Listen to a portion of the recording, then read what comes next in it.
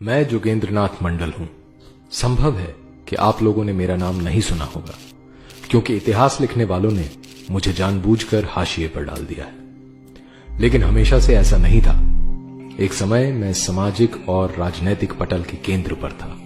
मैं वंचित वर्ग का बड़ा प्रतिनिधि और डॉक्टर अंबेडकर के साथ प्रभावी नेता था। आपको आश्चर्य हो सकता है कि मैं बंटवारे के बाद पाकिस्तान का पहला कानून मंत्री बना था, लेकिन 1950 में मैं अपना इस्तीफा देकर भारत लौट आया और 1968 में गुमनामी में मर गया। मैं अपनी कहानी इसलिए नहीं सुना रहा हूं कि लोग मुझे याद करें। मैं ये बिल्कुल भी नहीं चाहता। सच तो यह है कि मैं अपने जीवन को भुला देना चाहता हूं। मैं ये कहानी इसलिए सुना रहा हूं क्योंकि इतिहास अपने को दोहराने की फिराक में है। एक ऐसा भयावह और काला इतिहास जिसने भारत को नोच खाया। मैं उस इतिहास का एक महत्वपूर्ण हिस्सा हूं। मैं इस कहानी की शुरुआत 1940 से करता हूं, जब मुस्लिम लीग ने भारत को तोड़कर मुसलमानों के लिए पाकिस्तान की रेजोल्यूशन पास की।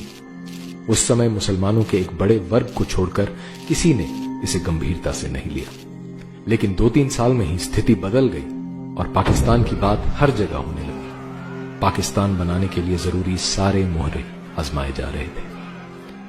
उसी समय हिंदू शेड्यूल्ड कास्ट राजनीति भी उफान पर थी। 1942 में डॉक्टर अंबेडकर ने शेड्यूल्ड कास्ट्स फेडरेशन बनाई। मैं फेडरेशन के सबसे प्रभावी नेताओं में से था। जहां डॉक्टर अंबेडकर हिंदुओं और मुसलमानों को अलग अलग जीवन धाराएं मानते थे और कहते थे कि इस्लाम की नजर से एक सच्चा मुसलमान कभी भी भारत को अपनी मातृभूमि और किसी हिंदू को अपना भाई बंधु नहीं मान सकता, मेरा दृष्टिकोण कुछ अलग था। मैं समाज को केवल राजनीतिक और आर्थिक आधार पर देखता था। मैं मानता था कि क्योंकि अधिकतर शेड्यूल्ड कास्ट हिंदू जातियां और मुसलमान आर्थिक और शैक्षिक दृष्टि से पिछड़े हुए हैं, तो ये दोनों एक समान हैं। दोनों मिलकर एक राजनीतिक ताकत बन सकते हैं। शायद मेरी इसी सोच को जानकर उसका फायदा मुस्लिम लीग ने उठाया। 1943 में मुस्लिम लीग ने मेरी ओर हाथ बढ़ाया और मैंने अपने सारे एमएलएज के साथ लीग का समर्थन कर दिया। मुस्लिम लीग के नेता मुझे आश्वस्त करते रहे कि पाकिस्तान में शेड्यूल्ड कास्ट हिंदुओं को सामान्य से भी ज्यादा अधिकार होंगे। तथापि मैं समझता था कि पाकिस्तान की मांग केवल सौदेबाजी के लिए है। मुसलमान देश को तोड़ने के लिए कभी तैयार नहीं होंगे। इसी सब घटना चक्र में 16 अगस्त 1946 का काला दिन आ पहुंचा, जब मुस्लिम लीग ने कलकत्ता में डायरेक्ट एक्शन किया। हिंदुओं का भयानक नरसंहार हुआ। गुस्साए हिंदुओं ने मुझे मुस्लिम लीग से अलग होने को बोला, लेकिन मैंने न केवल समर्थन जारी रखा, मैंने शेड्यूल्ड कास्ट हिंदुओं को दंगों से अलग रहने को बोला। इससे हिंदुओं का नरसंहार आसान हो गया। अक्टूबर में नोवाखाली में डायरेक्ट एक्शन हुआ। मेरी खुद की जाति सहित शेड्यूल्ड कास्ट के हजारों हिंदू मारे गए। हिंदुओं का धर्म परिवर्तन और हिंदू महिलाओं के बलात्कार हुए। इतना ही नहीं, दंगों के बाद मुस्लिम लीग के खिलाफ आए अविश्वास प्रस्ताव को हराने के लिए मैंने समर्थन भी जुटाया। बंगाल जलता रहा, लेकिन मैं मुस्लिम लीग का साथी बना रहा। 14 अगस्त 1947 का दिन भी आ ही पहुंचा, जब मेरी राजनीतिक समझ के विपरीत मुस्लिम लीग पाकिस्तान बनाने में सफल हो ही गई। भीषण हत्याकांड हुआ। देश भर के हिंदुओं ने मुझे बुरा भला कहा, लेकिन मैं लीग और पाकिस्तान के साथ बना रहा। मुझे पाकिस्तान के कानून मंत्री का पद भी मिला। मैंने शेड्यूल्ड कास्ट हिंदुओं से पाकिस्तान में आस्था रखने की अपील की, जिसे मुझ पर विश्वास करके लोगों ने माना भी।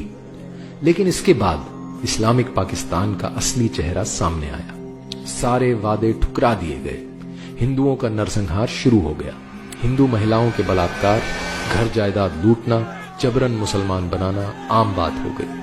मैं हिंदुओं पर हो रहे अत्याचारों की बात उठाने लगा तो मुस्लिम नेता और उलेमा मुझे अपने रास्ते का कांटा समझने लगे। फिर भी मैं पाकिस्तान सरकार को बचाने के लिए झूठे और आधे सच वाले बयान देता रहा। चारों ओर हिंदू मारे जा रहे थे। हिंदू औरतों को पाकिस्तानी फौज और पुलिस रात में अपनी हवस का शिकार बनाती। सबसे बुरा हाल मेरी अपनी जाति का हो रहा था, क्योंकि उन्होंने मुझ पर विश्वास करके आत्मरक्षा का कोई उपाय नहीं किया था। मैं जब गांव के दौरों पर निकलता तो हिंदुओं के कंकालों को कुत्ते और गिद्ध नोचते नजर आते।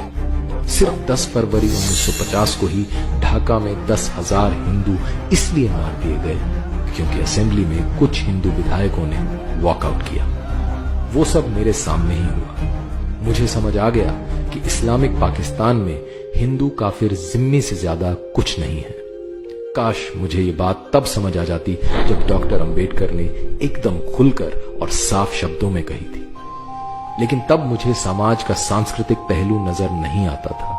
समाज को केवल राजनैतिक और आर्थिक चश्मे से देखने की आदत थी। बहरहाल अपना सब कुछ लुटाकर 8 अक्टूबर 1950 को मैं पाकिस्तान में अपना इस्तीफा देकर अपने देश भारत लौट आया, लेकिन छोड़ आया उन हिंदुओं को मरने और बदतर जीवन जीने के लिए जो मेरे मिथ्या स्वप्न की भेंट चढ़ गए।